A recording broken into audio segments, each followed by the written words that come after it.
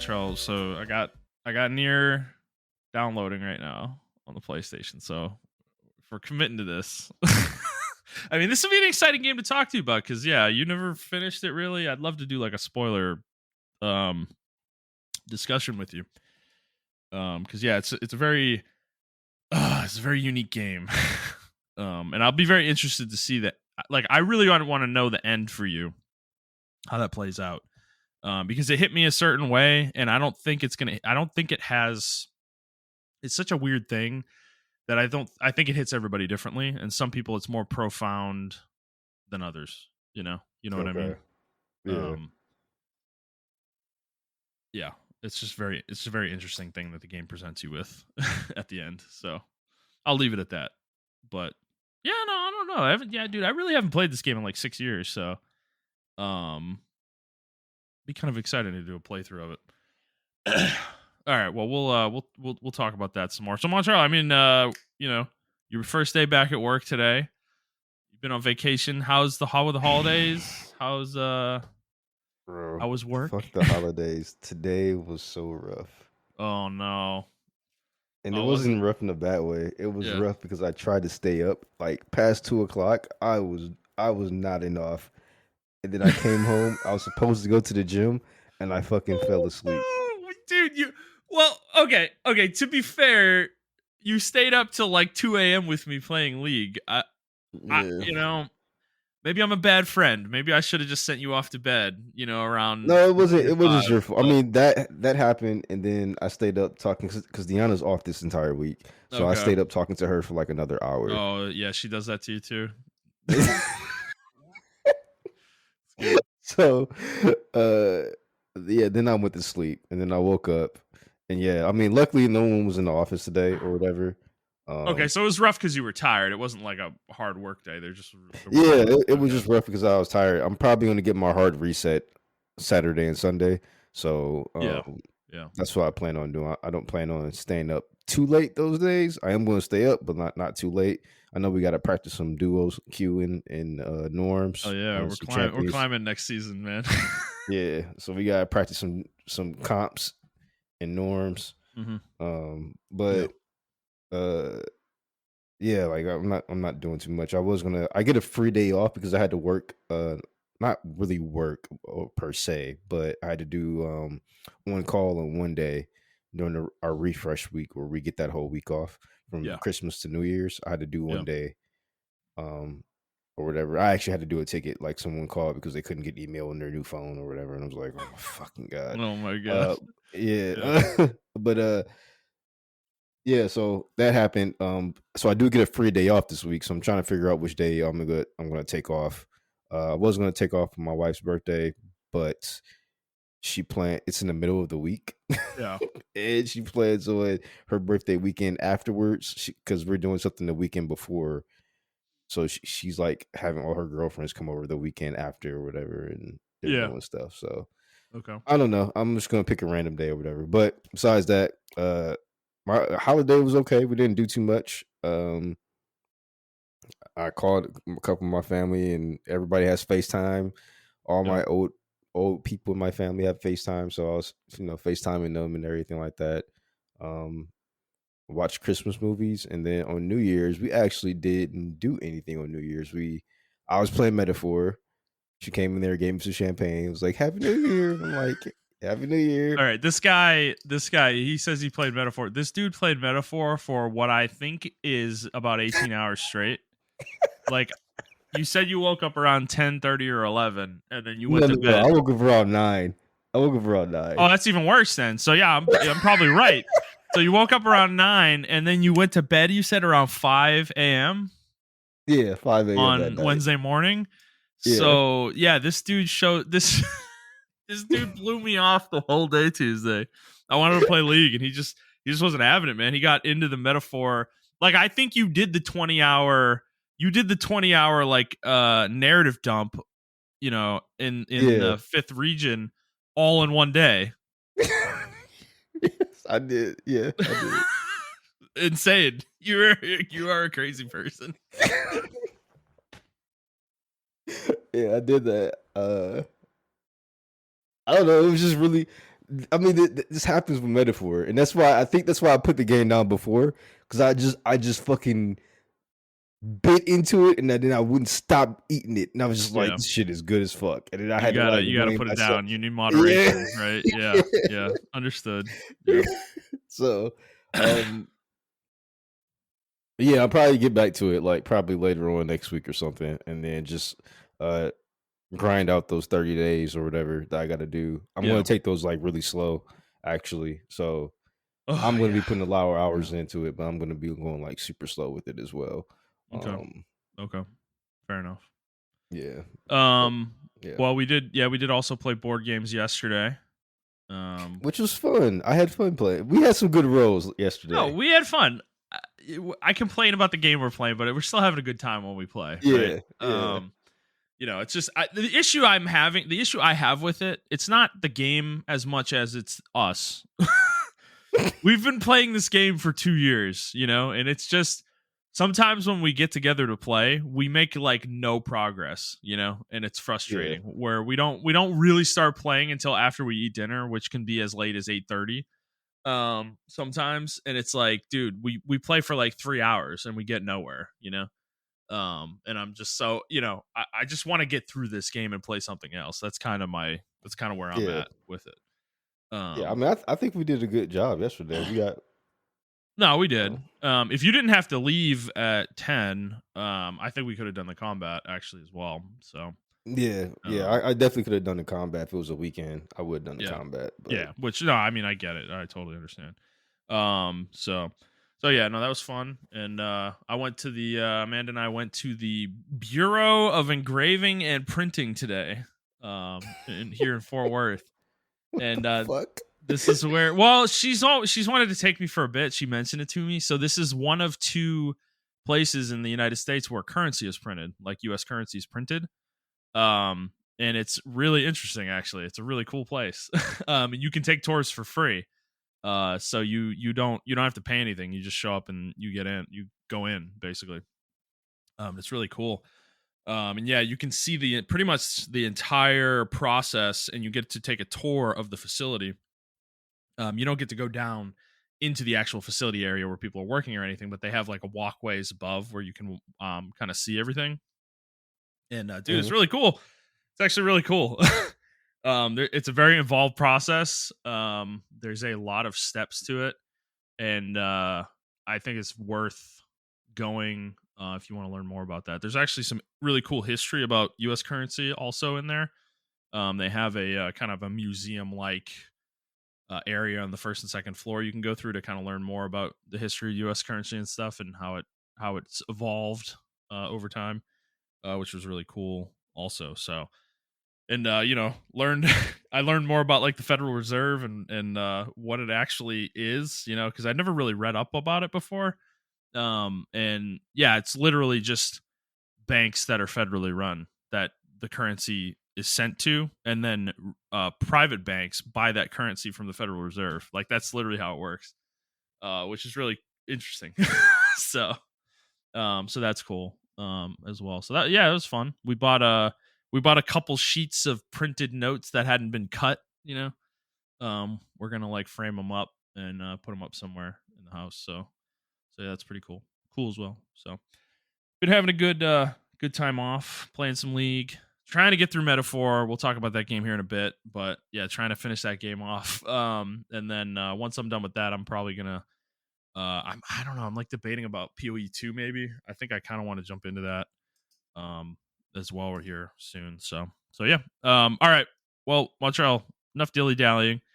This is our games of the year, I should say, for 2024. Ground rules for this episode, as we've done the last several years now. Um, no particular order the games are in. We're just going to talk about them in whatever order we want. There's no ranking. We are not going to pick a single game as our game of the year. That's not how we do things here. We don't really care about that. We're just talking about games that we enjoyed that we played in 2024. They don't necessarily have to be games that came out in 2024. So you're going to hear a lot of games on this list that actually didn't release this past year. Um, but yeah, so those are pretty much the rules. Montreal, do you want to start us off with your first game? Yeah, I'm gonna start with one that we both have, which is Stellar Blade. I Yeah. think this game really took me by surprise. Uh, actually, how the production of the game actually and the overall quality of the game was actually really good. I- Um, there were some things that I didn't like about it, particularly. I think they just need to get the flow of combat a little bit better.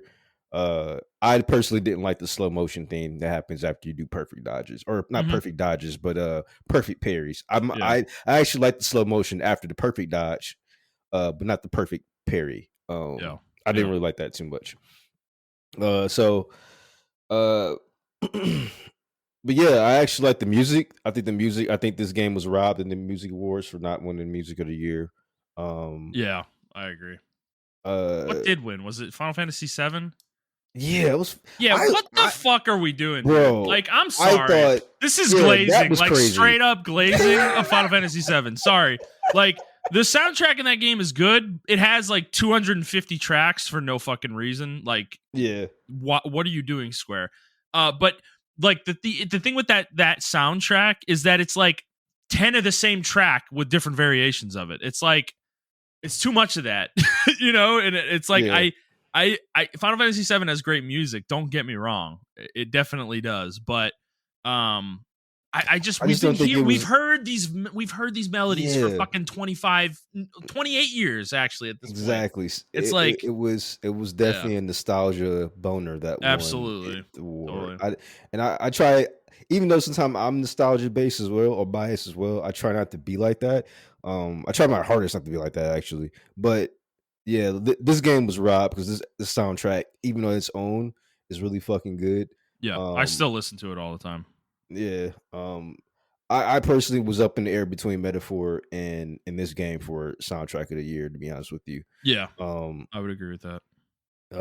but yeah, so uh, and the combat is actually really good. So the combat is what, in my opinion, is what Code Vein tried to be. Yeah, It tried to do like this Souls action game blend of combat where you get certain cooldowns and stuff like that. But it did it. But this game actually did it right compared to like Code Vein. Because I saw someone compare this game to Code Vein, and I went back and I was like, you know what, Code Vein was like this. It did try to blend this really weird action and stuff like that with it. Um, and I think this game actually does a really good job at blending the soul style uh with the action combat style. Uh, yeah, I think it needs to be worked out in Stellar Blade 2. I think what I really think they wanted to do, they really wanted to go more actiony, but they just settled on that particular formula because it's more known, or not known, but more user accepted. friendly. Yeah, that's a good word. Accepted. It's more Yeah, accepted. Um, so, but yeah, I actually didn't mind the character design. I mean, I know Pete, that was very controversial as well. I didn't mind it. I mean, the outfits were crazy, revealing some of them, but you have the choice of playing non-revealing outfits, which I did. I didn't play like super revealing outfits or whatever. right. Same. I thought the story was pretty okay-ish. Uh, I didn't like the end. That was my only the choice at the end. I didn't like that part. That's where it kind of fell off for me. Mm-hmm. Uh, but besides that, I think everything else was like really cool with the game. I think the team that's working on it, they got like a great thing going there. So Yeah, definitely a sleeper hit for me this year. yeah, yeah. Dude, Spellblade. I mean, on my list, I mean, this is pretty close to. This is probably is the game I enjoyed the most this year. Hmm. It was a surprise for me too. I'm gonna be honest. I was not anticipating it very much. Yes, same. And Yeah. even coming off the demo definitely like I was like, okay, I'm vibing with this, for sure. I definitely want to play this game, but I wasn't like expecting. I don't know. I enjoyed the game more than I thought I would, and I think this game punches above its weight. Like I don't think it's like a high end game necessarily. Like I'm not gonna put it up there with like Metaphor or Baldur's Gate or something like that in terms of like quality, but it definitely punches higher than that quality level it's at. It's I don't know. It's a really good game. The soundtrack, like you mentioned, is excellent. And I think the level design is really good. for the most part. I really disliked the desert area, the Yes. open desert area. That area Yeah. sucked total dick. And that was probably that and the horror like shooter levels that they had in the game. Yeah. I didn't love those. I didn't really love either of those things, but they were short. The desert part, you're in there for a while, but you don't have to be. I just chose to be because my fucking OCD completionist brain doesn't let me move on from things sometimes. But the actual linear missions that you go on are super good, dude. Like especially the last one in the space elevator is fucking what a fucking level, dude. Like that level has like out of everything I played this year, that level sticks out of my head more than anything. It's like it's that good to me. I do think the story stumbles. The lore of the game is interesting, but the story kind of lets that lore down, I would say, by the Yeah. end of it, Yeah. for Yeah. sure. But this is not an uninteresting world that they've created, though. I do think there's a lot of potential here for them, and we are getting a Stellar Blade 2, I think assuredly. So that is that's exciting for sure. But yeah, as a game, I think this is definitely one of the best I played this year. Um I enjoyed it a lot. It's kind of a throwback to me to older times, like the PS3 360 generation. Yeah. It's definitely a game not modeled after those games, but kind of ended up being structured like those kind of games where the pacing is such that it's not a huge game, but it's also not a small game.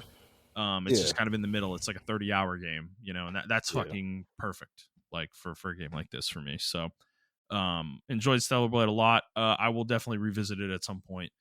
It I don't know, it was good. It was really good.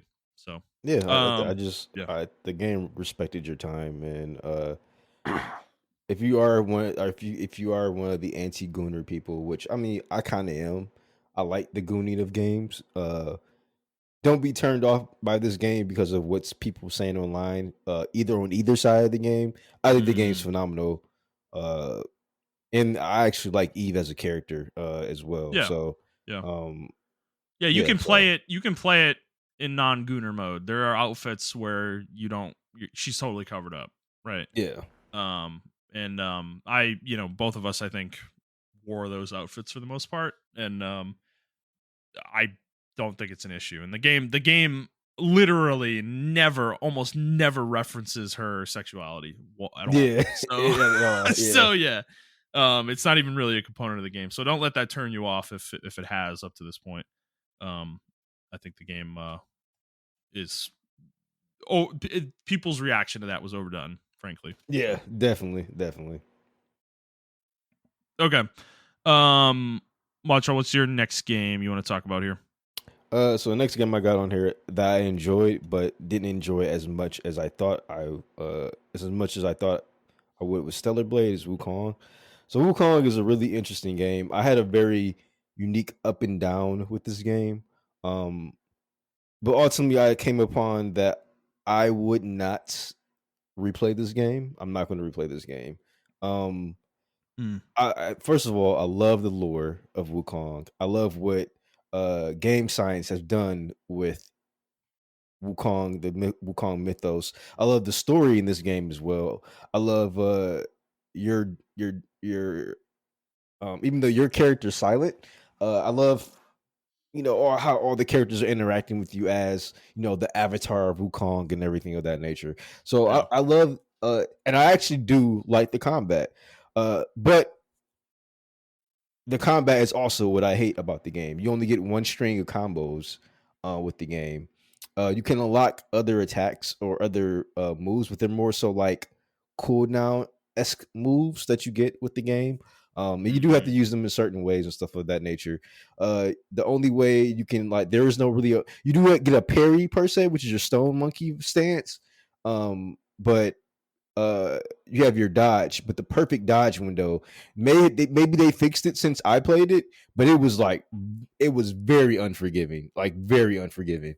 yeah. Um, and I think a lot of us, because I was talking to some of my other friends who like action game oriented and everything like that, who play action games to the level that I play them, and we all even they were saying like some of the bosses were unnecessarily hard for no fucking reason. There were like really weird spikes in the game. Um, Yep. and I just don't I like that, but I don't like that. And then sometimes the game with certain bosses, like I actually was exploring the levels, and if you didn't explore the levels, you got punished for that with certain bosses because you'll need certain items to beat bosses or make the boss easier, make the boss encounter easier, whatever the case may be. Um, so it had for me it was like a solid 7.5. It's definitely a lot of stuff they have to work on in the game. What game sites to do in the next Wukong game or whatever other game they decide to do. I think they really need to nail down like uh just certain things. Like if you're gonna make a game like this, you have to make sure like your parry windows are really good. You have to make sure your dodge windows are really good. And I think don't focus so much more on making the bosses hard as possible. Just make them unique or make them fair to the player to beat. If that makes any sense. There were a lot of bosses here I didn't feel like they were fair to beat. Um, Mm-hmm. but there also isn't any way to cheese those bosses, so you just have to overcome that. And I did feel a huge sense of accomplishment when I overcame the final boss, which is Wukong himself. Uh, and he is fucking hard as fuck. Like holy Yeah. fuck. Uh, so yeah, I felt the sense of accomplishment because you can actually go into them with different strategies and different power ups and stuff like that. And I like all the power ups you get and everything of that nature. And how you use them, and they have a unique way of doing counter. They call it something called counter flow, which is not necessarily a parry, but if you get attacked doing that animation, then you become you get invincibility frames. They reward you with that or whatever, so you have to use that certain move in a certain time. So it was like certain things they were doing right that were very fucking interesting and that I want them to continue to do. I just think they need to like tighten up some other things. So that's why I can't give it a full 10, or yeah, that's why I can't give it a 10 or even a Mm. 9. I can definitely see someone giving this an 8. For me, it was a 7.5.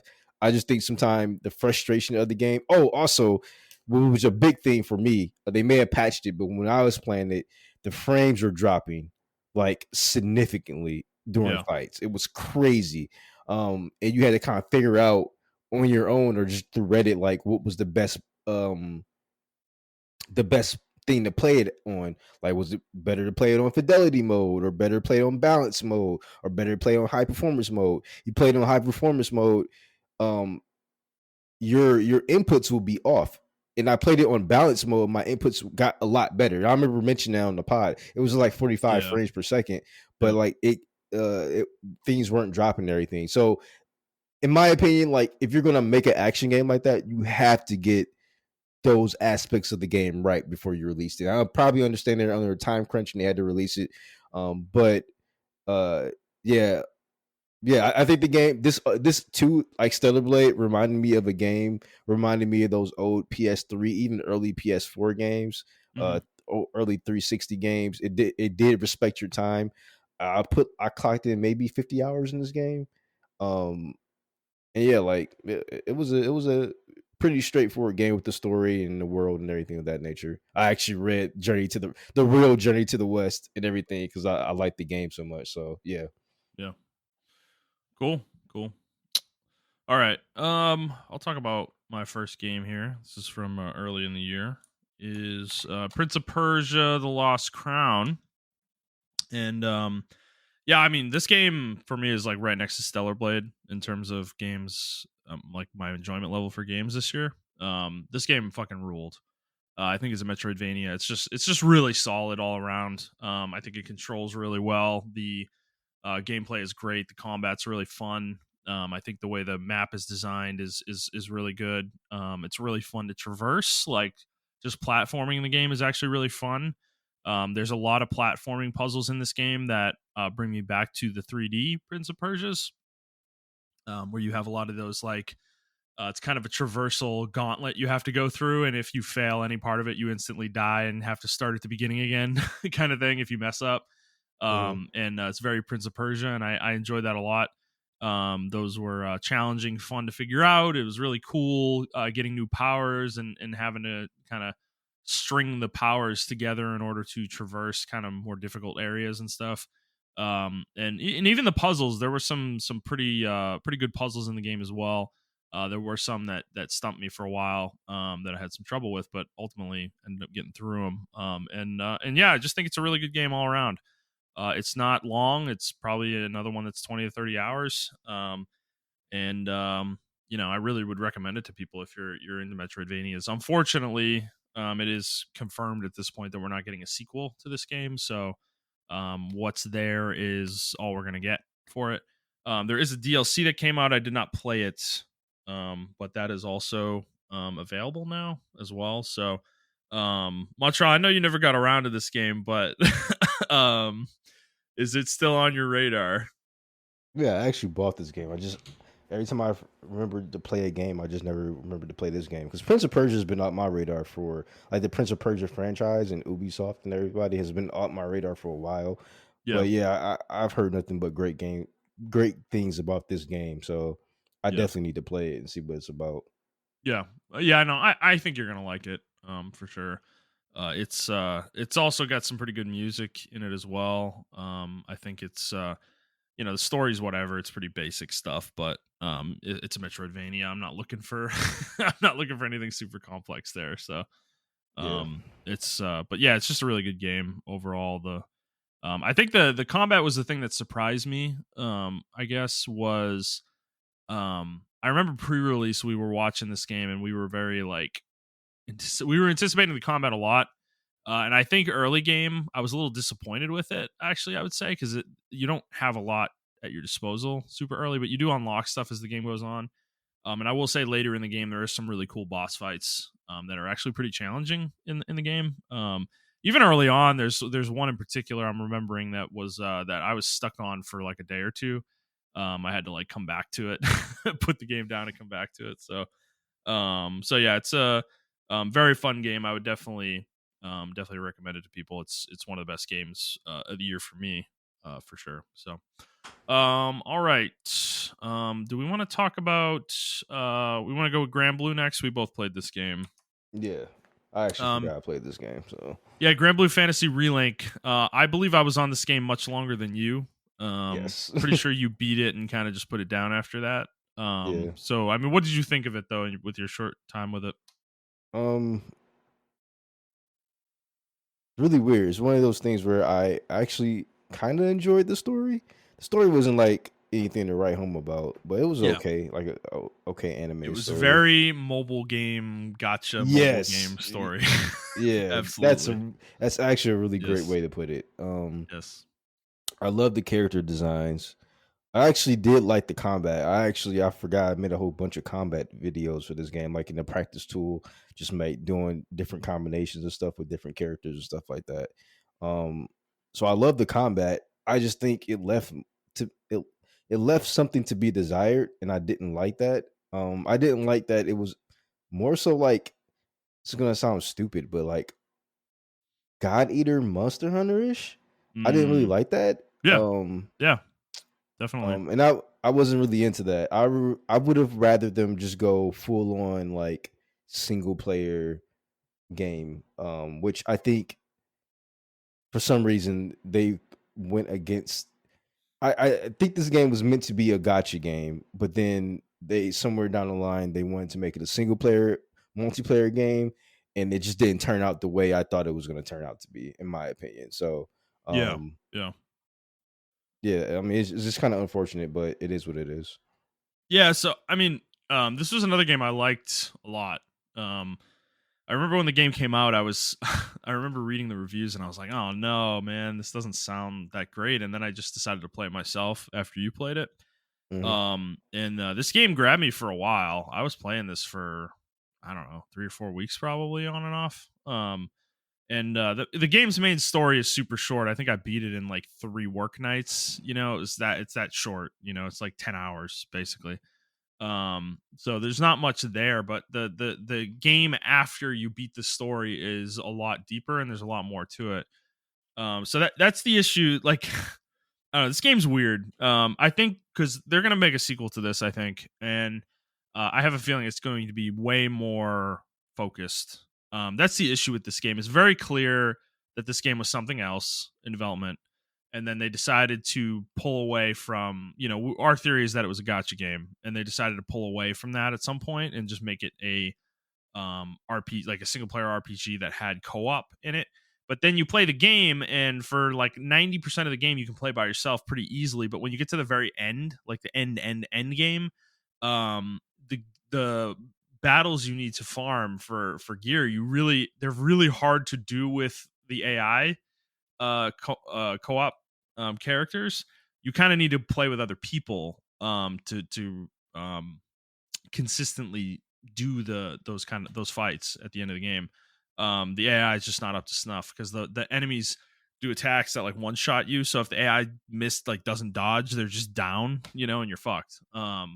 So it's weird in that regard because it feels like a game that's like a single player RPG, but then it's got this co-op component that's like kind of required later on. And it, like, you don't have to play the game like that at all up to that point, which is it's just strange the way the game is designed, to me. So it's clear that they had a lot of ideas and they kind of had to fracture the development in some way where they kind of had to stitch these things together to make a game. And they ultimately made something that is pretty good. I think, like, from the moment to moment gameplay of the game, just the combat and everything and running around and stuff, it feels good. I think the different characters you can play are all really cool. I like how they all kind of have their own distinct play style and everything in the game, that's the impressive part. That's where I'm sure this is a gotcha game, right? Or was a gotcha game, because you don't make 20 characters for a single player game pre-release. Like, you just don't do that and release them all for free. That is just such a weird thing. So I'm pretty sure this was intended for you to have to like roll for those characters, and then that's how you would obtain them, but they didn't go that route. So, which is good. I prefer that, of course. But it's just such a weird game as a result, because you just have this mishmash of things kind of thrown together in it. So I'm hoping with a sequel, we get something a lot more cohesive and focused, and is a longer game. Because I think that's the issue I have with the game is that it's like this weird RPG where you are exploring areas and you go on missions, but the areas are kind of, for the most part, pretty linear. Like, there's not a lot of exploration in the game, and there's not a lot of reason to explore. You don't find very much off the beaten path in this game. So it just kind of feels like an online game in that regard. Like, it plays like a Destiny, like they play like Destiny Strikes, kind of, where you just kind of follow the path and you get to the end and there's a boss, you beat the Yeah. boss and then you leave and you go into the next lobby or whatever. So it's kind of a weird game in that regard. It's a very strange game, but like you said, there's a Monster Hunter element in terms of the co-op part of it, and then like with the late game, but also with the gear upgrading system and everything in the game.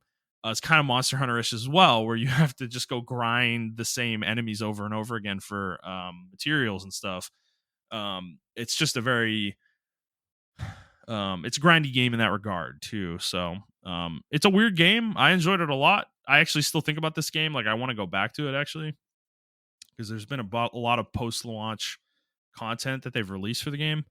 I'd like to go back to it and try some of this stuff, but since I don't have my physical, I can't play my physical copy anymore. I would need to rebuy the game, so I'm probably not going to do that until it's like super cheap. Probably, so it'd be a while before I jump back into this, but it's a good game though. It's a good time. I think if you can get this game for $30 or less, like, this is a great deal. Like, this is a great game to play. You can get a lot of fun out of it if you want to, or if you're happy with the 10 to 15 hour story campaign and you just want to drop it after that, that's good too, right? So but yeah, it's a good game. I would recommend it. I liked it. I think I'm looking forward to their next attempt at another RPG from the studio. So all right, Montrell, anything else you want to say on Grand Blue, or Oh, that's it. okay, what's your next game you want to talk about? Uh, so I think the game I enjoyed most this year was Warhammer 40K Space Marine 2. Yep. This game is like one of those games where it's like it's just oozing fucking testosterone, but it's actually a really fucking good game as well. And I like the Warhammer 40K universe and everything like that as well.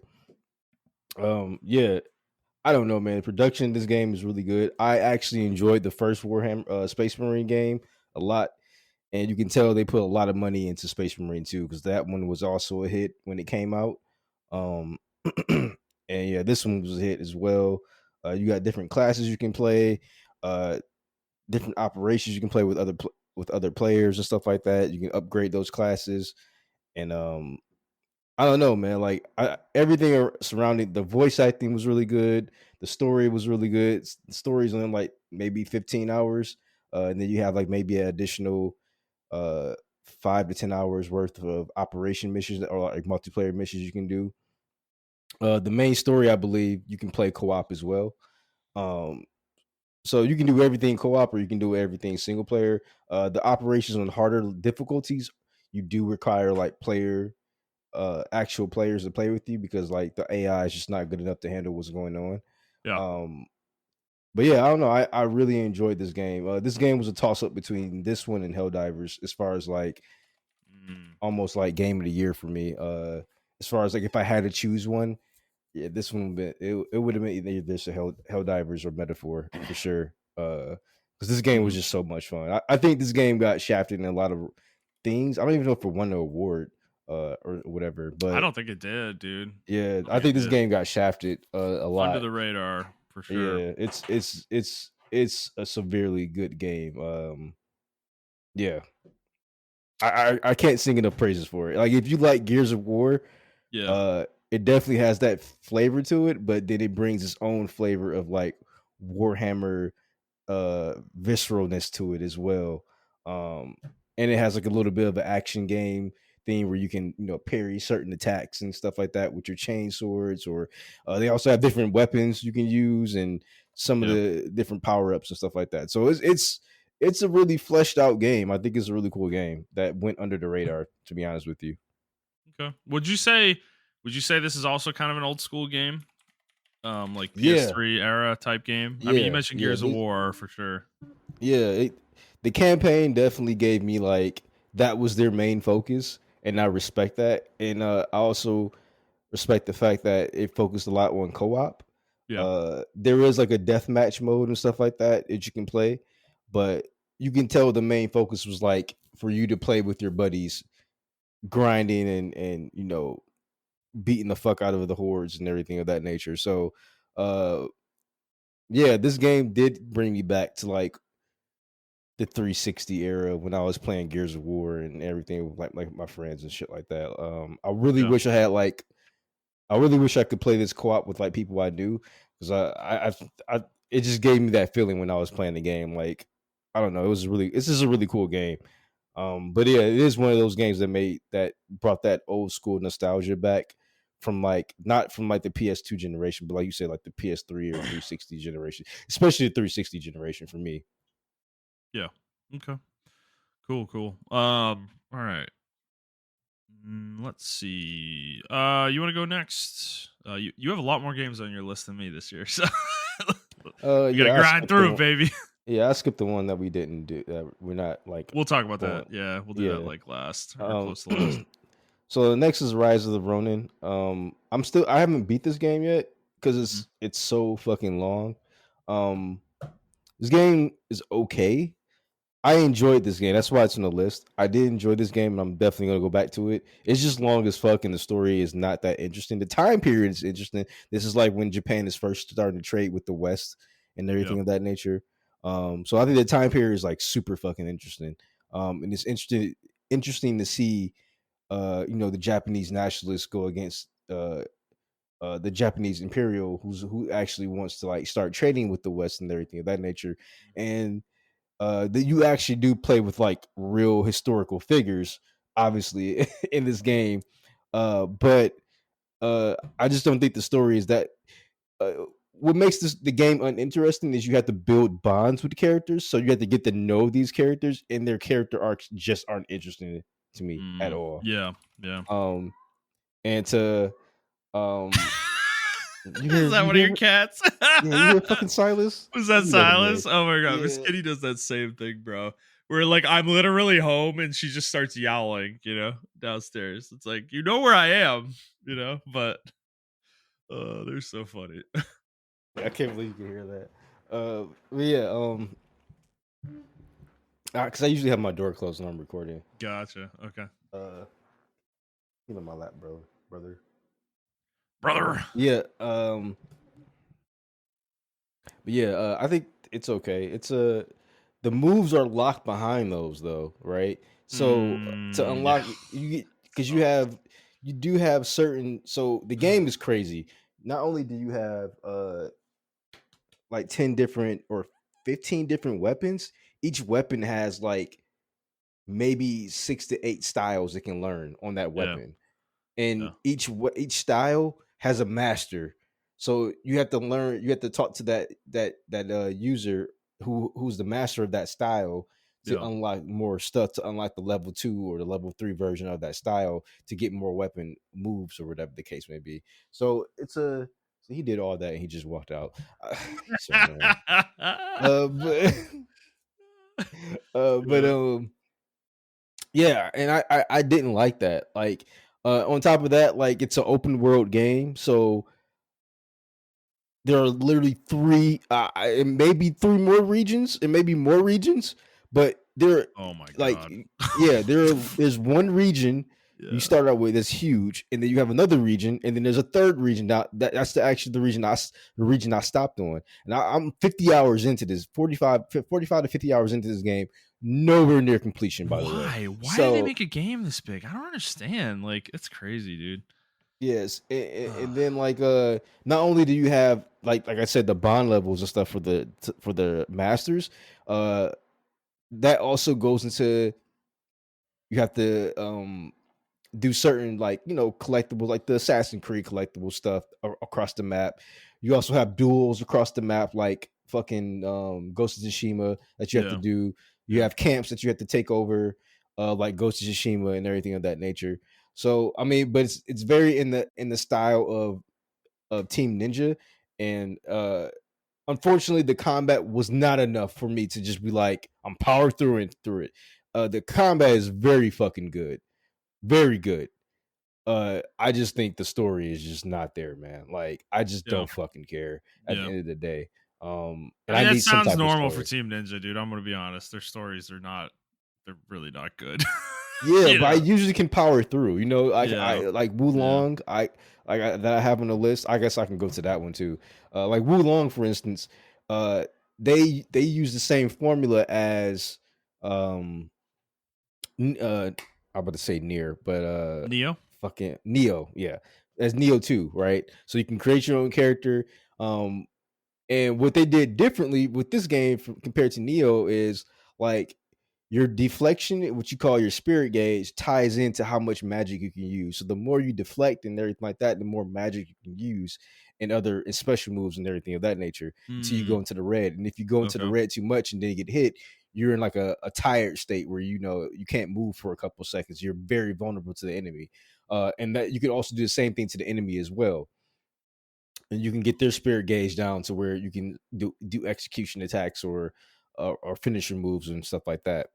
So uh Wulong is like it's a very long. It's not a long game, but it does have like the regular mode. Then once you beat the game, you go into chaos mode. Well, not chaos mode, but like you get the harder difficulties for the Yeah. missions and stuff like Yeah. that. Yeah. Yeah. Yeah. Um and yeah, they actually added DLC to it. They added more weapons, so I actually do want to play through the DLC as well.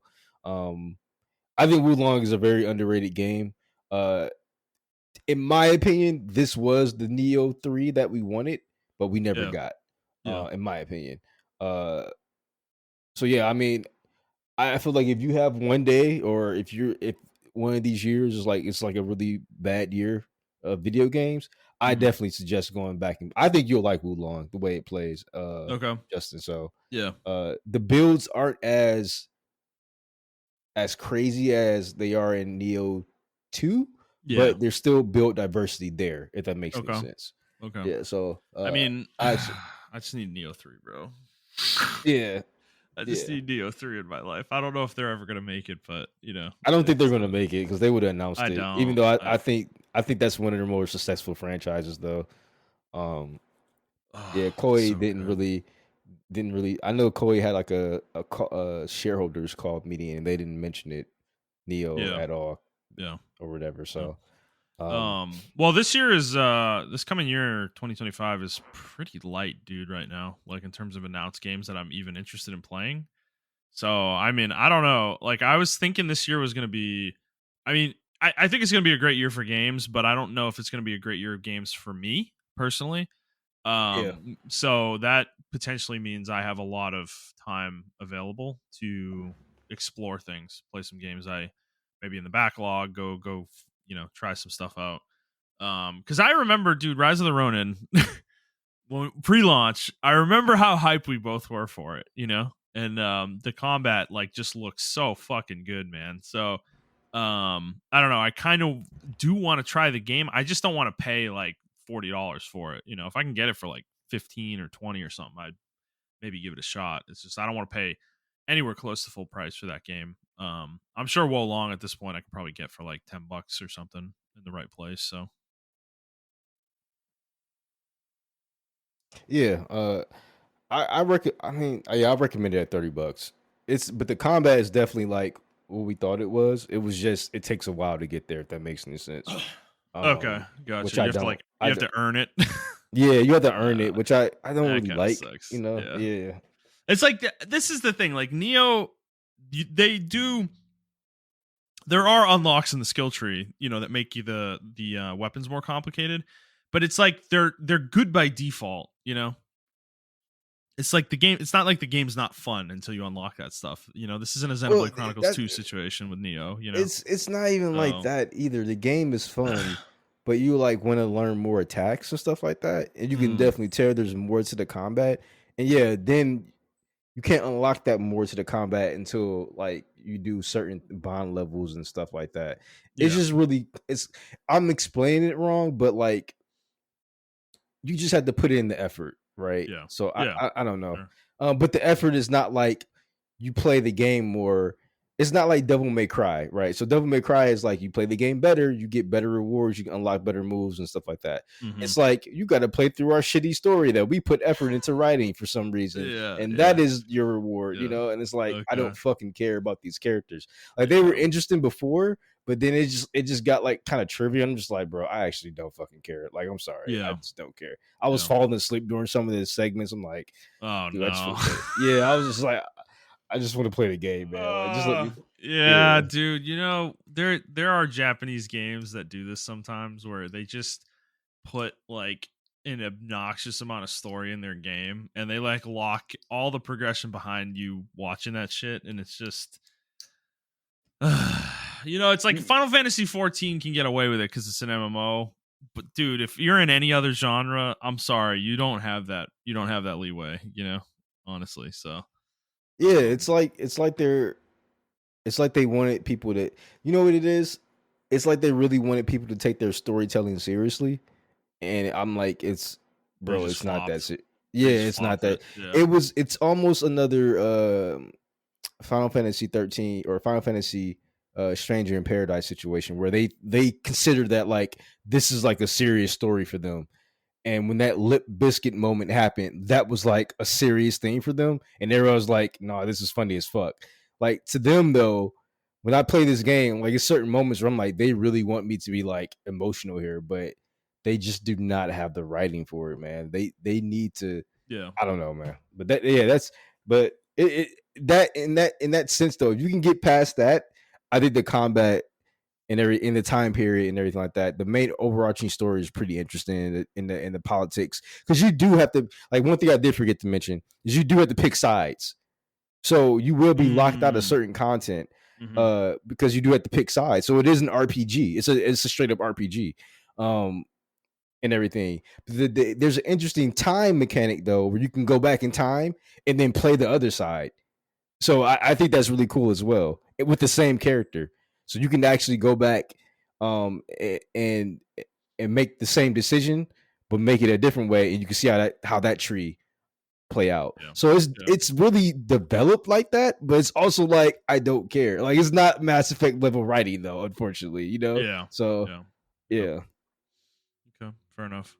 All right. I will talk about. Let me talk about Unicorn Overlord next. Yeah. So this game was from early in the year from Vanillaware, their latest game, and man, yeah, you want to talk about content? Yeah, this game probably sounds like it was on par with Rise of the Ronin. I mean, this was for me a 100-hour game. It took me about that long to get through the entire game, and dude, it's a great game. I think it like looking back on it, I'm just the kind of person I get tired of things after a long enough period of time. I mean, most people are probably generally like that, but I think by the end of this game, I was just ready for it to be over. I'm in a similar state with Metaphor, which we're going to talk about later. And it's just when something is so long, I definitely looking to do something else, move on. But I don't want to. I want to finish the game though. That's my issue. Is like I'm a completionist. I don't like to just drop games when I played 90% of it. So I end up powering through it. So my negativity notwithstanding, at the end of my playthrough, I think looking back on this game, it is a really great game. It's really fun. I think the systems from a strategy standpoint are really good. They did a great job making a game that is challenging yet rewarding at the same time. You have upgrading your units and changing their formations and upgrading your characters' classes, getting new equipment and stuff. It's all super rewarding. I think it's really fun. The game is cool. It definitely has some very challenging elements to it. I will say, I believe I played this game on hard because I remember at the end of the game, there's like this final mission you have to do, and you do it with you're kind of going through like the greatest hits of the game, and you're kind of refighting all the bosses you fought throughout the game again. And I turned the difficulty down because I was kind of done with the game at this point. I really just wanted to like finish it and move on. And dude, I remember when I turned it down to normal, dude, I was obliterating everything. It was like nothing could even hurt my party. It was so easy. Like it was crazy. So I would say if you're a kind of strategy veteran, strategy RPG veteran, definitely play this game on the harder difficulty. I would not recommend normal. You will be bored very quickly with this game. But other than that, I think the story was not good. It was very disappointing for a Vanillaware game. For me, they're kind of that's kind of the thing they're known for to me is their storytelling for the most part. Their gameplay is always good, but it's not like that hasn't been the primary draw with every game they make. So that was a little disappointing for me. For them, kind of their first, not first foray into a fantasy game, but first one in a while that they've done. And but I think it's a great game, definitely worth playing. Pick it up on sale for sure. Absolutely, it is worth your time and money. Yeah, Montrell, I know this isn't your type of game. You're not interested in this, right? No, unfortunately, I am not. Okay. But anybody who's played Ogre Battle and you love Ogre Battle, this is Ogre Battle. Like they made an Ogre Battle game basically, in their style. So, which I think for a lot of people is something they've been waiting for since the Super NES. It's been a very long time. Or actually the N64. There was an Ogre Battle game on the N64, but it's been a really long time. So yeah. But great game. Highly recommend it for sure. All right, Macho, what's your next game? So my next game, I'm probably just gonna kind of spitball through a couple of these. So I got Scarlet Nexus, Astral Chain, uh, and Bayonetta 3. Yeah, So Bayonetta 3 is interesting because one of the characters you play as is Violet. She does actually have a parry mechanic in there, and the time yeah. does slow down. But unlike Stellar Blade, the time slowed down enough to where you can react to it and kind of adjust your rhythm. So that's all I really wanted to mention with this game. I think the game's really good compared to Astral Chain, which uh, I thought I enjoyed this game, but I actually don't. The controls are Yeah, did really you put this weird. game on the list to talk shit about it? I didn't mean to, so I'm actually not going to talk any more shit about it. So let's take this off the Okay, all list. right. It was Yeah, so just Astral Chain delete was it. not All really right. that good. Yeah, he didn't enjoy Astral Chain. Yeah, I didn't enjoy Okay. Astral Chain. So yeah, the other game, I was playing DMC3. I beat both versions of it, so I actually beat this game like 4 or 5 times already. So But I beat it's the short, right? Like it's a short yeah, game. Yeah. it's like maybe 15 hours, 16 hours or whatever. Okay. Yeah. But like I put time into it, so I stretched it out to like 80 hours. But but Yeah. uh Nice. because they have multiple modes, obviously. Like Devil Dante Must Die, where you can only get hit one time and you die throughout the Oh entire shit, level. that's Yeah, that's fucking nuts. You beat the whole game like that? yeah, yeah. Look at this So guy, man. Look at this guy. um, that's like one of the hardest difficulties. But yeah. So uh, I'm really upset with this game. Not upset with this game, but with Capcom because they gave the best version of the game to the Switch version, which is you can swap your mode. You have 4 different styles, which is Trickster, Gunster, Swordmaster, and Royal Guard, or 5 actually, and you get Quicksilver mode as well, Quicksilver style, um, and you can swap them on the fly. Yeah. And uh in the DMC3 version of the Switch version, in the DMC3 of the PC and Xbox and the PlayStation 3 version of the game, you cannot do, or the PlayStation version of the game, you cannot do that. And this is I'm talking about in the collection version. So this is the HD collection, whatever the case may be. Um, Yeah. you cannot do that at all. You had to pick your style. You pick 2 styles, I believe. No, you pick 1 style and you pick 2 weapons at the beginning of each mission, which is fucking terrible. Coming from Devil May Cry 5 and 4. Because in 4 you can pick 3 weapons and you get all 3. You get all 4 styles unlocked, or 5 if you get Dark Slayer style. With Dante, and then in 5, obviously they continue that tradition. You can swap between the styles mid combat, uh, and you can have as many weapons on Dante as you want to in Yeah. 5. Uh, in this game, they do the same thing as you can do in 5. You can have all the weapons on you, but you can't take the weapons off you, which I don't like. So it's like they did half-ass it. I didn't like that. So in Yeah. the modded version, the PC modded version, uh, you can get the style switcher. They put it on there. Somebody actually modded this into the game like 7 or 8 years ago on the original Devil May Cry 3 Special Edition. Yeah. But that version of the game has been delisted off of Steam, so Oh. you can only What? play you can only play the Devil May Cry Oh. 3 Special Edition through the collection. So you have to buy the collection version of the game. And then somebody also made the mod work for that version of the game too. So Devil May Cry has a huge modding community. You would never think so, but it does.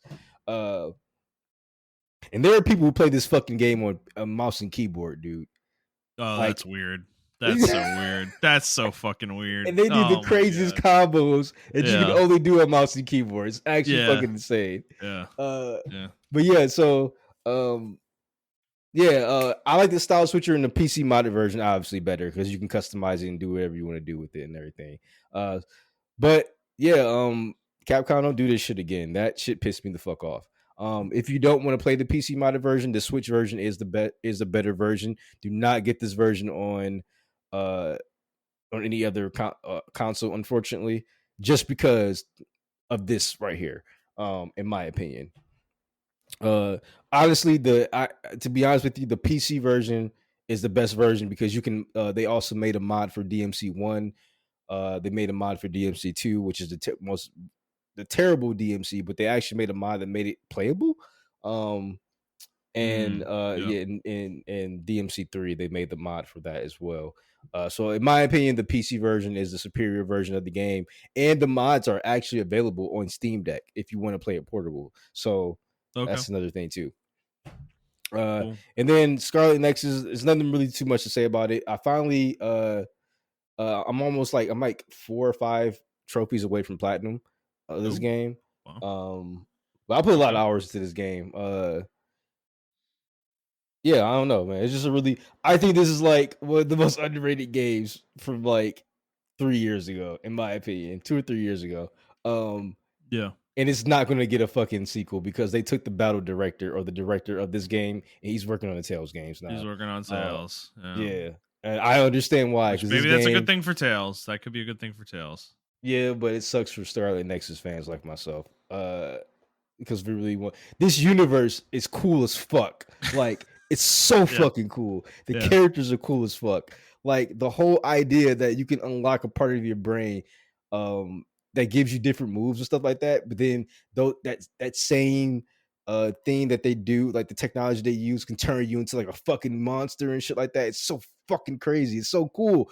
And then like there's a whole other fucking thing that you have to warp the moon and shit. Like it's so fucking it's a very cyberpunk sci-fi game. It is Yeah. so fucking cool Yeah. that we're just not they're not going to expand on it anymore. Like and it Yeah. you can tell I'm playing the game again, right? You can tell like they didn't have the budget to do cutscenes. So they do like these slideshows, like action slideshow, like comic book s type slide things with the character models and Mhm. everything because they just had that's all the money they had. But the combat is just like it's an action combat RPG game, but it's like more, in my opinion, more so on the side of action combat. Um, where you can the more bonds you put, unlike fucking Rise of the Ronin, the bond levels in this game it sucks. Like to upgrade the bond levels suck, right? You got to give certain gifts to certain characters. Mm. But their stories is actually fucking interesting. The characters themselves are interesting as fuck. So I'm like, this is worth it because I like want to know more about this character or whatever. Yeah. And they all have different personalities and shit like that. So and then the game rewards you too, with like more unique style or more unique unlocks. You can like uh you know do different they call it psychokinesis stuff. You can do different psychokinesis stuff with them and everything of that nature, and it makes the combat way more fleshed out.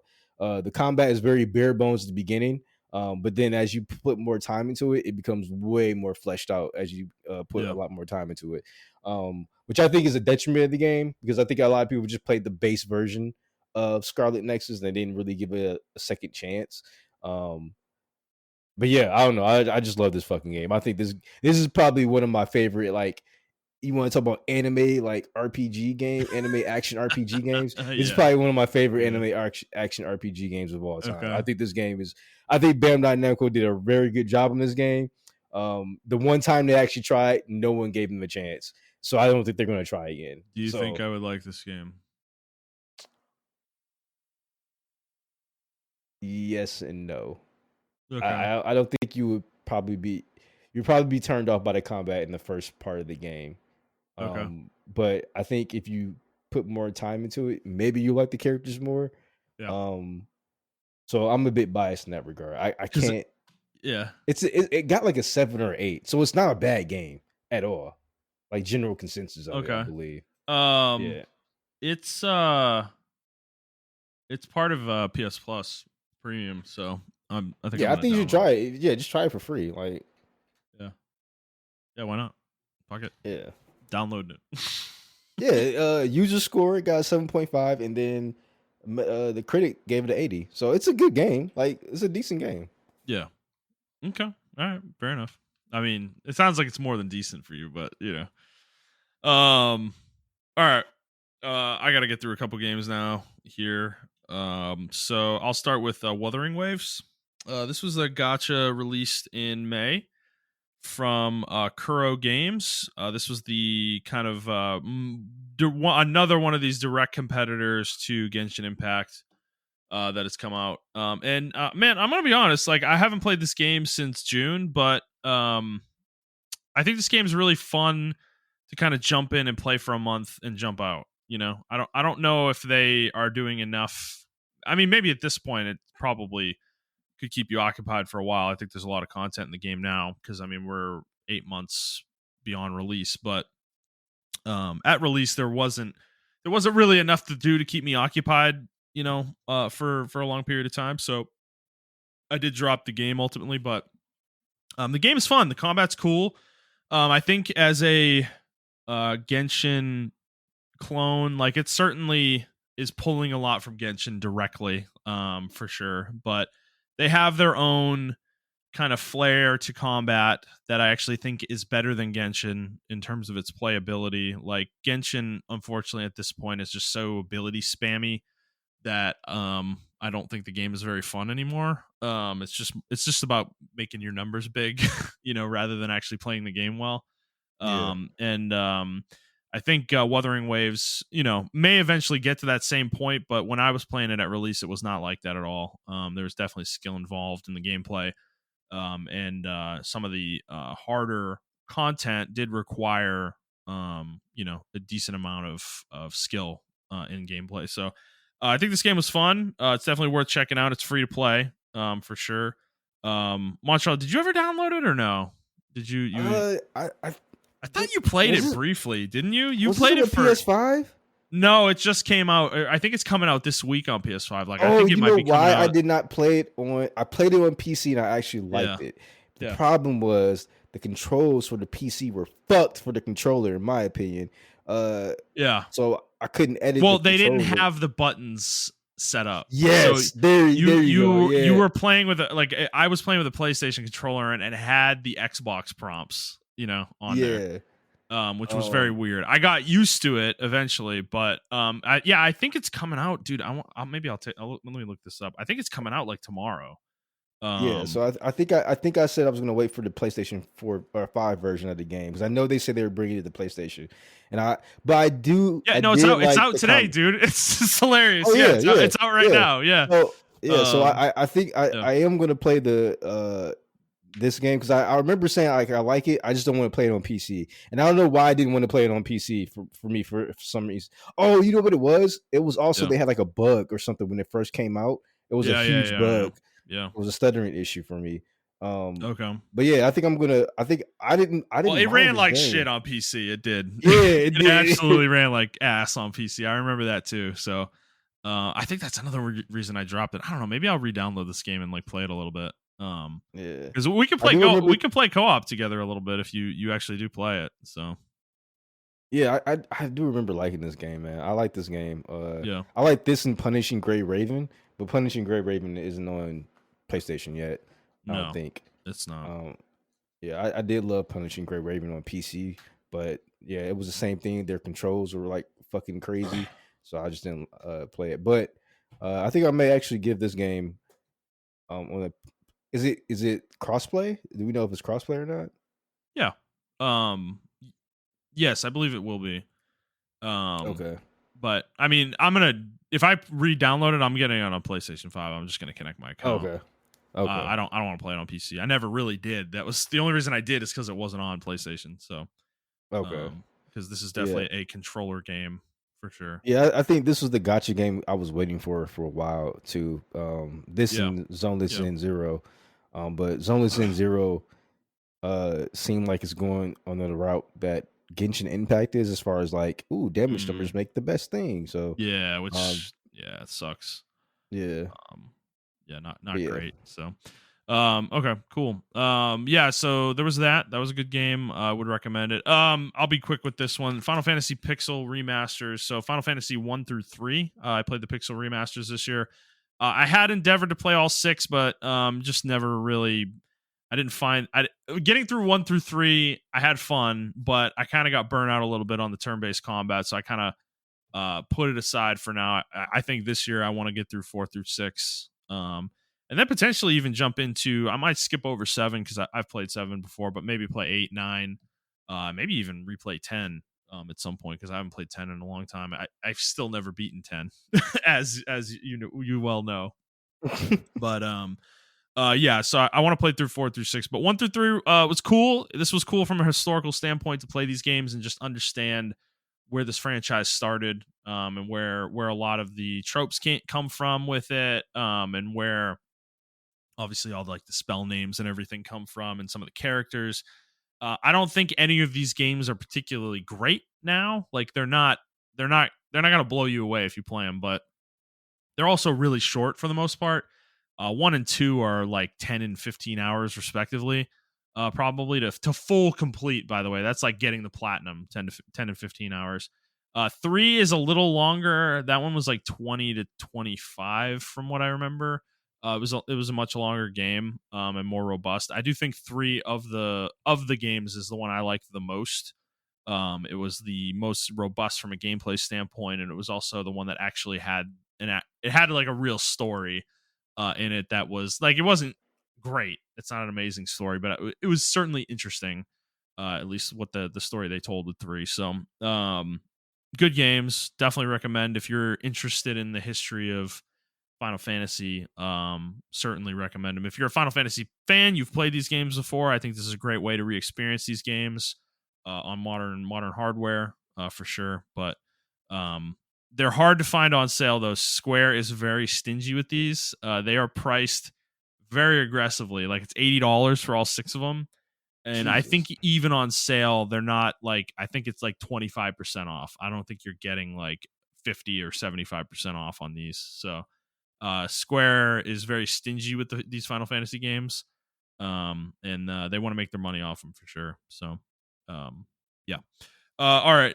Next game was Vampire Survivors. This came out in August, and yeah, this game captured me for a week or two. This game was definitely caught me by surprise. It was just out on PlayStation one day, and I just said, "Fuck it, I'm gonna give it a shot."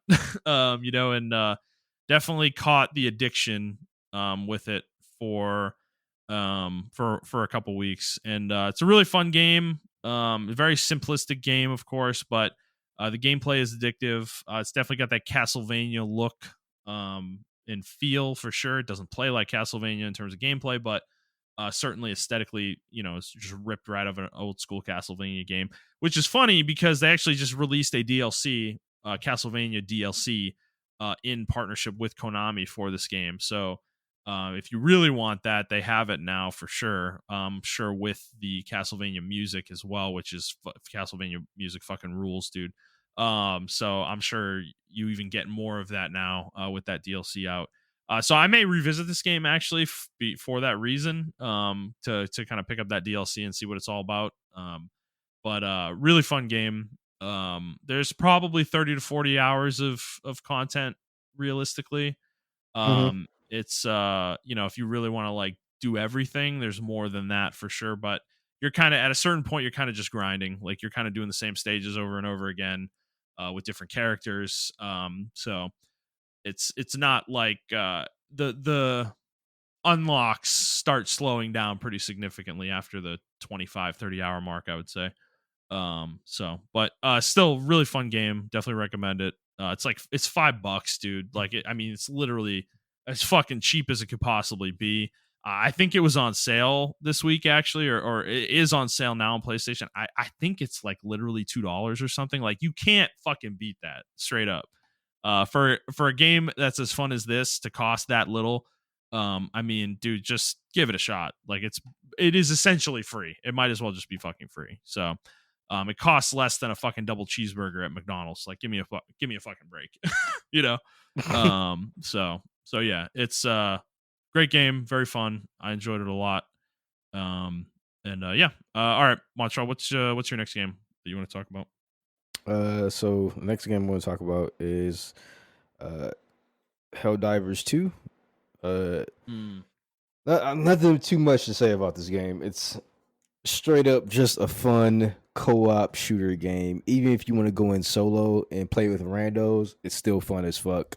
The community is surprisingly still nice. um yeah, I don't know.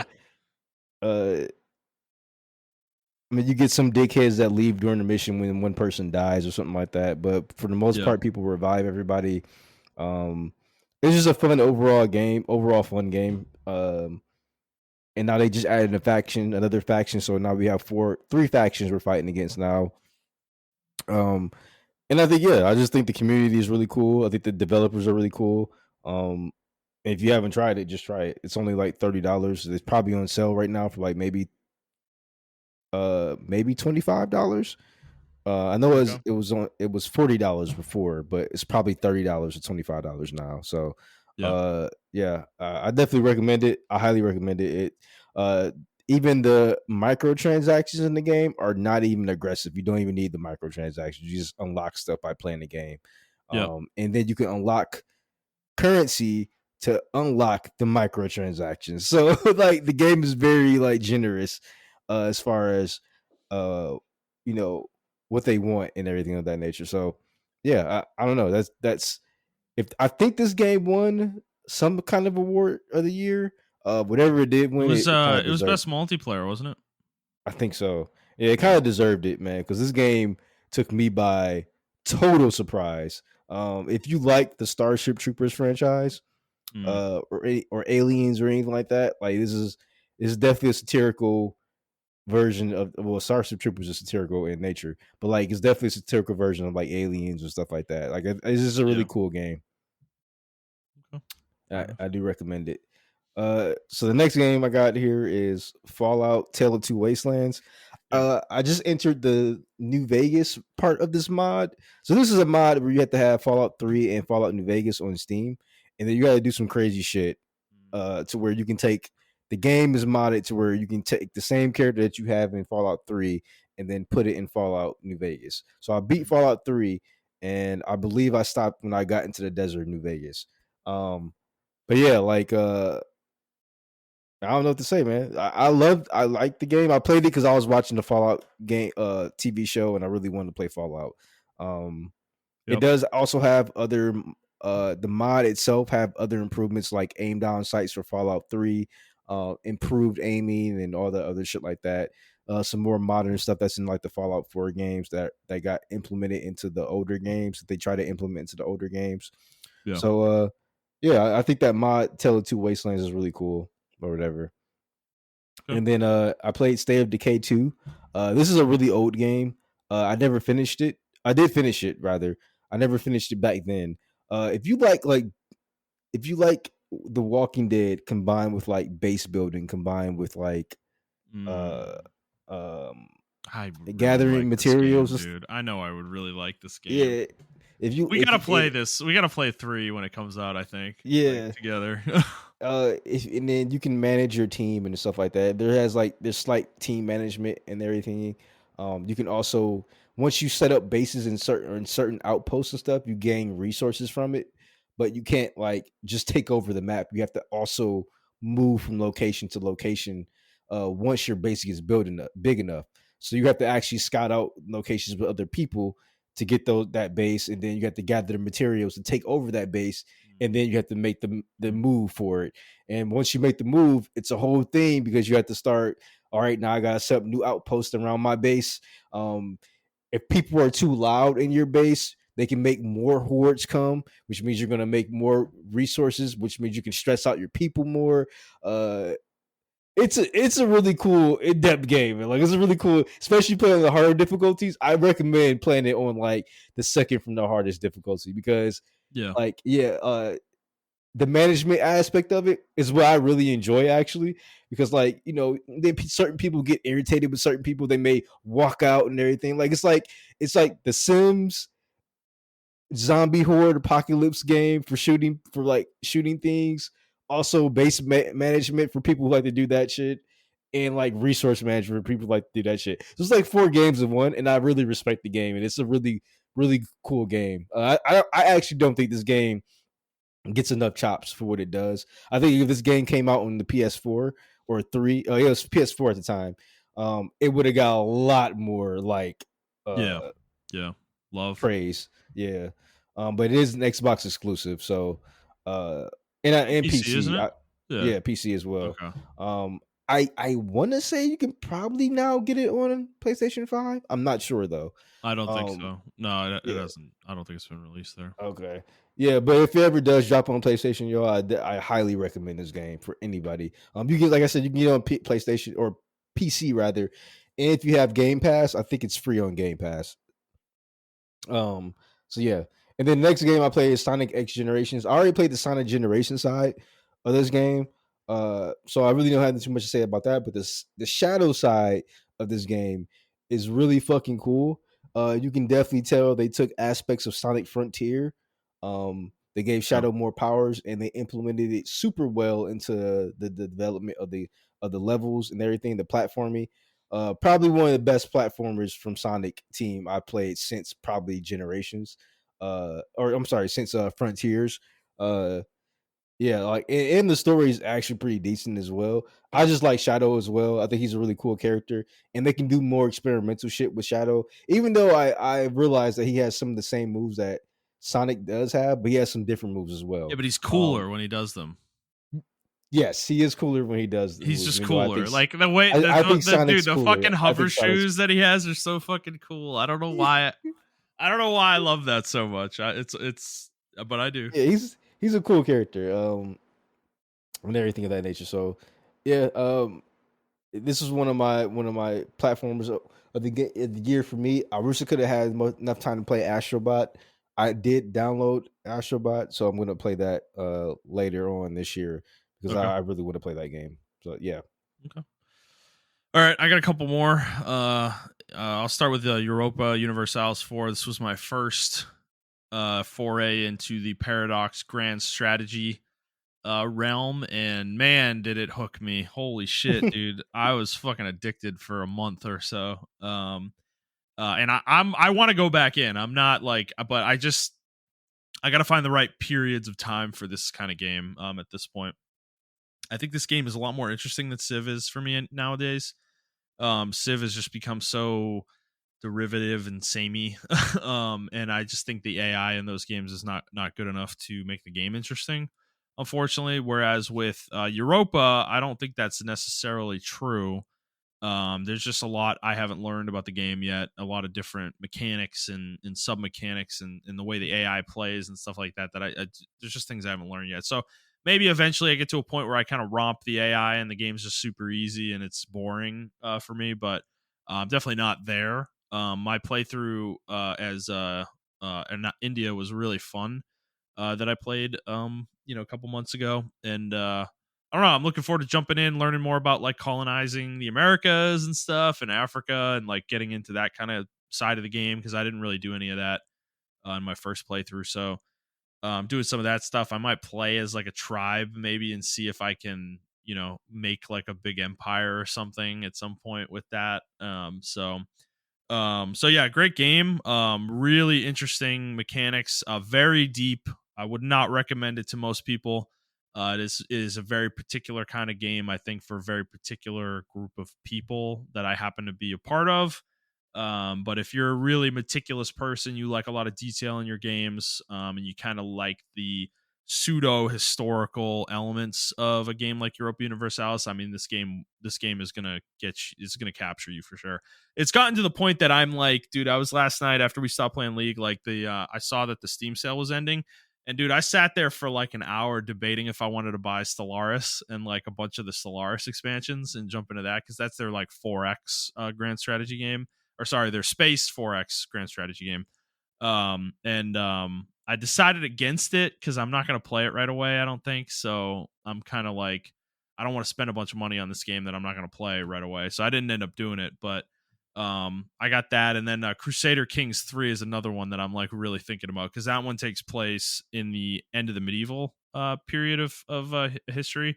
And it's a lot more, it's not necessarily an empire management game as much as it is a kind of a dramatic political game where you're like, you are a royal family and you're kind of like you're kind of having to interact with other royal families, and there's all this drama that ensues where you like marry your daughter off and they like maybe they side with the other family in a war or something, and there's like all this shit happens. It seems really really fucking in-depth and interesting. So I've kind of jumped into their world now, and this game was kind of the first one that got me into it. So it's dangerous, but if you're into it, you can have a lot of fun with it too. So and then last game for me outside of Metaphor is Final Fantasy VII Rebirth. So this game is great. I'll say that up front. This game is great. I do think it's an excellent kind of second step in this remake trilogy that they're doing for Final Fantasy VII. I just think the issue with it is the size. It was just too big of a game. I think there's too much in it for me personally. Like I think for a lot of people they don't have an issue with this, right? And that's fine. If that's how you feel, more power to you. I'm just at this point I don't want my games to be as big as Rebirth was, and but it's a JRPG. This is what you do with JRPGs. JRPGs are just fucking long. Like this is what these companies have always done. This isn't like a new thing for the genre. So I feel like yeah, at this point, like complaining about Japanese companies doing this with JRPGs. It's like I'm screaming at clouds. Like they're not going to stop, right? So, it is a great game. It's definitely a great game. If you mainline it, I think you can get through it in probably 40 hours, maybe 50 hours, which is actually really not that bad ultimately. So if you really want a golden path it, that's an option for you as well. I know Montrell, you dropped this game. It didn't hook you early this year. You never revisited it, right? Yeah, I didn't. No particular reason. Like, I don't hate the game or anything. I don't think the game's bad or anything like that. Um, I just, well, the first, I know after the chapter I'm at, the game actually picks up a lot. Yeah. Um, Yeah. it's just, I don't know, getting through it was a fucking slog, bro. I'm actually not a fan of, uh, I don't mind JRPGs being long. So I understand scream at the clouds as far as that aspect. Yeah. Yeah. What I am going to scream at is the way you implement my time. And I Yes. hate that this Yes. game is getting away with it again, or not again, but because it's Final Fantasy, is getting away with the Ubisoft style Yeah. map. And I don't like that. It is so weird that no one criticized that, I feel like. Yeah, Like and I feel like there were small pockets of that, but I think for the most part, like I feel like people were just overlooking that, because it literally is just the Ubisoft towers. Like that's what it is. I don't know. I don't know. yeah, like it's actually pretty crazy that no one like talks about it, and it's actually I don't like it because I do like the complete maps before I go into different regions and stuff like that. Yeah. Um, but I don't know. I don't think people. It just didn't draw me the way Final Fantasy VII remake did. Like Yeah. because the story is more slower, right? Obviously, they have a lot more to tell. They have a lot more money to do with it and everything of that nature. But I do think that's to the game's detriment because I mean, I can probably golden path it, but it's just like I don't know. There's a lot of stuff I can unlock. The combat's really good, so I do want to unlock that, but it's also like I gotta wait till I unlock that, and I don't know. It's just the way the game's kind of structured is kind of weird to me, in my opinion. But Yeah. yeah, I'm gonna try it. I'm gonna try and finish it this year. Yeah, and I think the other issue I have with this game is I think the story is not really very good overall. Like you're just kind of wandering around. Like that's the narrative, and it doesn't really get good until the end, I would say. And even then I have issues with the way the ending played out ultimately. And yeah, there are good parts in the middle of that. Like I think you're right at it. Like chapter 4 is really cool. Mhm. There's really good elements there, but dude, there's just like chapters at a time. I mean, like I'd say like even 5 or 6 chapters in a row where you're kind of just wandering around between the areas, for no real Yeah, reason. Like they're just vaguely chasing Sephiroth with very little evidence of where he's going. And I don't feel like there's a lot of forward momentum in the plot until very late in the game. So that's the other issue, is that I just kind of feel like the game's justifying its existence with nothing. It's so I don't know. I know I'm in the minority with that opinion though, so is what it is. But that doesn't mean, like, again, I want to say this too. Like I'm being negative, but doesn't mean I think game is bad. It's not. It is an enjoyable game to play ultimately, yeah, yeah, overall. yeah. So it's just I don't think it's a 10 out of 10. Like realistically, that's kind of where my headspace with it is. I think remake was better. In definitely from a story standpoint. Um, I'm not necessarily from gameplay, but you know, I enjoyed it more. So, all right, Wait, okay. I'm yeah, sorry. Keep, go ahead. yeah, kind of cut out in the last part what you said there. Oh, I was done. We Okay. were moving on to our final game that we're going to talk about, which All right. I don't know how fully you want to talk about Metaphor. So it's Metaphor Refantasio. I mean, we neither of us have beat it yet. Like Yeah, we're both still I don't want working to. on it. Yeah, I don't want to get So too much. Like, I would just talk about the general things. okay, In my sure, because I sure. know we're gonna do like a spoiler cast on it. Okay, So, yeah. um, Yeah. I think So I know like earlier this year you were talking about this compared to Persona 5. I actually like this game more than Persona 5 or the Persona games in general. And I think maybe and maybe my bias is showing. I don't think I just like the high school shit in Persona at all. And Yeah, because this sure. is Persona 5. That's totally Um fair. Yeah. or this is Persona in general, rather, I should say. Yeah. Um but the themes are more mature. Some of the themes are more mature and everything of that nature. Not like M-rated guys, but it is more like young adult theme or more adult theme or whatever. Your character's actually 18, by the way. It's just like uh and yeah, I think I like this fantasy setting as well. Not that it's doing anything groundbreaking. I just like I like their style of storytelling in a different setting. Yeah. I love Yeah. that. I think that is my main issue because you said it earlier in one of the earlier podcasts, like this is just Persona combat and stuff like that. There are some things that are different, obviously, Yeah. with the Yeah. game.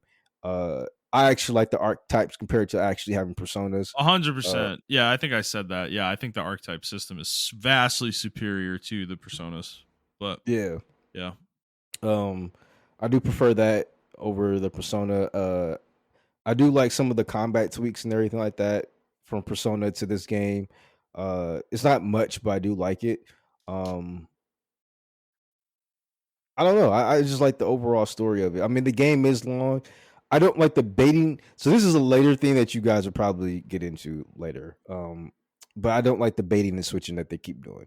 But Mm. that's a that's a major criticism that I can't go.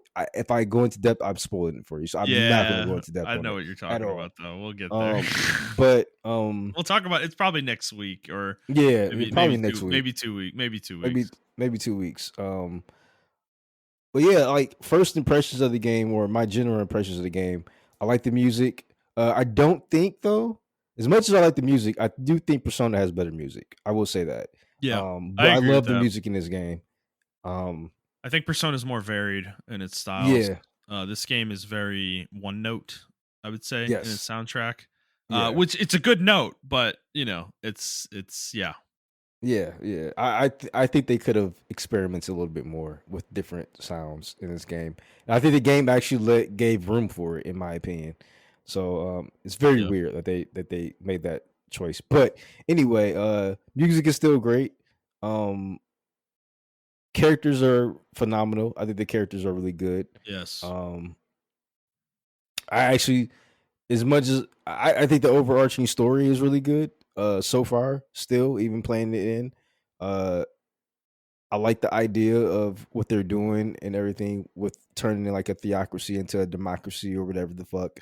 Um, so uh, yeah, I don't know. I just overall this game is a really good. It is a long game, y'all. It is a standard RPG, it's JRPG game. So if you're Yeah. not really in, it is turn based. If you're not into that, um, then I can't recommend this game to you. But if you are, I think this game does enough with the turn aspect. They do so much stuff, with all Persona games. They do a lot of things that surround the combat that makes the combat interesting, if that makes any sense. Yeah. So, Yeah. I think the turn yeah, icon system is really cool, actually. yeah, um in the game. Like I think it's a that I almost hope that's in the next Persona because I think that's a really cool way to do turn based where because I like Square's done this with like Bravely Default and then Octopath Traveler. They kind of have these like pseudo systems where you can like store up turns or use multiple turns in a row with one character and stuff like that. I like that Atlas is exploring this with this game, the same concept where you can like pass your turn. You can kind of try to get the same character multiple turns through turn manipulation in this game, and I think hmm it's really cool. yeah, I like the way you can manipulate weaknesses to not use a turn.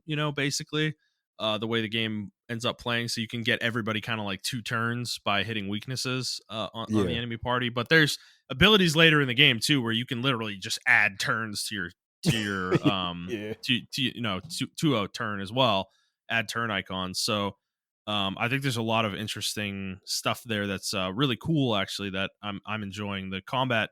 um I think this is the issue with Persona that I came to is you kind of like you end up just using the same abilities over and over again. I think Metaphor has that issue as well, but it's less pronounced. I think it's not as big of a deal here. There's definitely a lot of fights that you end up having to kind of vary your strategy. Like your standard Yeah. strategy is not just going to work in every single combat. And that can be annoying sometimes. There are some boss fights in this game that are Oh my absolute fucking bullshit, god. that are so fucking dumb, and it makes the fight take 30 fucking minutes.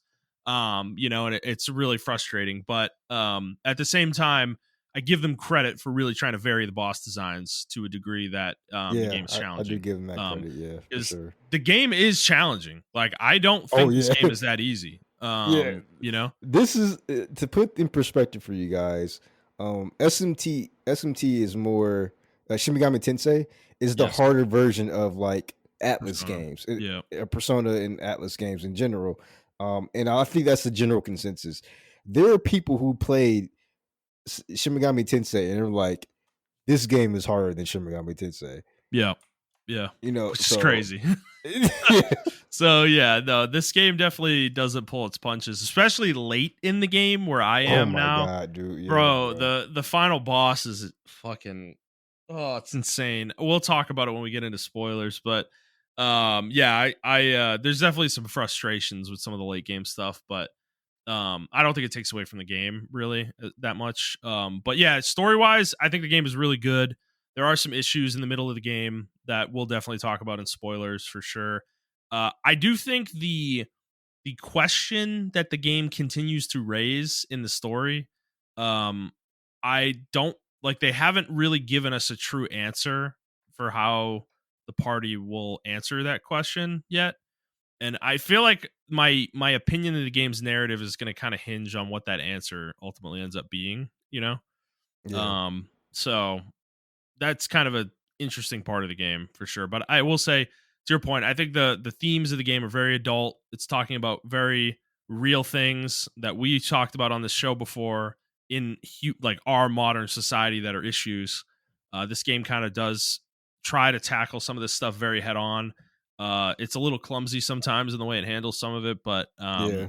I think At it's least it's very talking about ballsy. it. Yeah. Yeah, it's very ballsy for a game to try and have their story be about what it's about though. So Yeah. which I think is really cool. Cause yeah, to your point, the game's like, it's talking about like it's really kind of talking about governmental systems and like what's the best way to govern.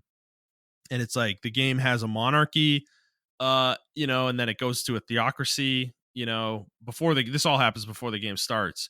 And then like then there's kind of like this democratic process just thrust on everybody. That's it's very interesting. Yeah. So And I actually think it's almost like a real. It's crazy as it's gonna sound. It sounds like a realistic take of like how people would have acted mhm, coming from a monarchy or theocracy to a democracy, where yeah, they have to like we have a say in what we can do, and like hearing the people talk. The writing is really good because you hear people talk, and then you can't help but hear certain sentiments of real life when they're talking about certain things and everything yeah, like that. You yeah. know, King Louis can do this, or Count Louis is this, and it's like, or he just like blew off somebody's head. They deserved it. And you're like, what are you talking Yeah, about, bro? man. Yeah, Like, dude. and it's Yeah. like, Yeah. I don't Yeah. know, There's it's definitely just really. flashes of real life in some of the scenes for sure. Yeah, yeah, and I don't know. I like that they're exploring that aspect. They're also exploring the aspect of like, you know, several races in the game, and Mhm. it's uh, I'm actually surprised that no one, but because these aren't like real races, I don't think it comes off as woke. But like, there are definitely themes of like, supremacy and which race has Discrimination. supremacy, Yeah. discrimination, and all this Yeah. other stuff in there, and tolerance and like religious tolerance of others and everything of that nature. Yeah. So Yeah. I don't know. Yeah, like you said, the game's very ballsy in what it's trying to teach players. It does fumble in some aspects, and then I think in some aspects it excels. Um, or not teach the players, but what it's trying to convey to the player rather. I don't think it's actually. This is one of the few games I don't think is preachy in its message. It's just kind of like letting you decide with the fucking, what the outcome is, if that makes any sense or whatever. Yeah. Sometimes. So uh Yeah. yeah, I don't know. It's just a really cool game. Yeah, and yeah, everything you said on the combat, I agree with. I do think the dungeon design leaves a lot to be desired, though. Is ass. You can just say it's ass. Yeah, yeah, okay. It is ass. I think the next game they make in this series, which I'm sure there's going to be a sequel to this game, that is definitely got to be one of the key things they work on.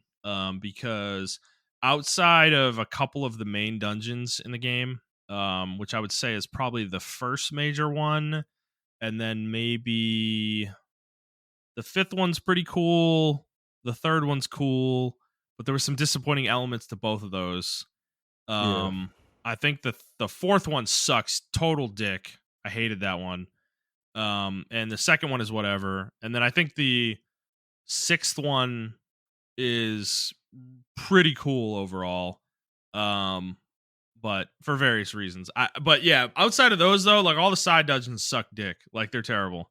There's a lot of copy pasted layouts. There's a lot of reused assets in those sections of the game, and yeah, they definitely need to work on that for whatever the next game ends up being. For sure. Yeah, I agree. I don't know. I mean, I really don't have too much else to say about it, but I'm trying to think of what I thought I had something else to say, but I can't Yeah, remember without it. getting Yeah. into spoilers. Yeah. Um, yeah, without getting into spoilers, I think it's tough. I will say, um, the primary villain in the game is an excellent character. Yes. That is a good point. That's a Yeah, good point. he's definitely one of the better characters I've seen in a game in a long time. So, And I'm, you know what? I'm also glad that they didn't really pull any punches with him, and he's just who he is, what he is. mm-hmm.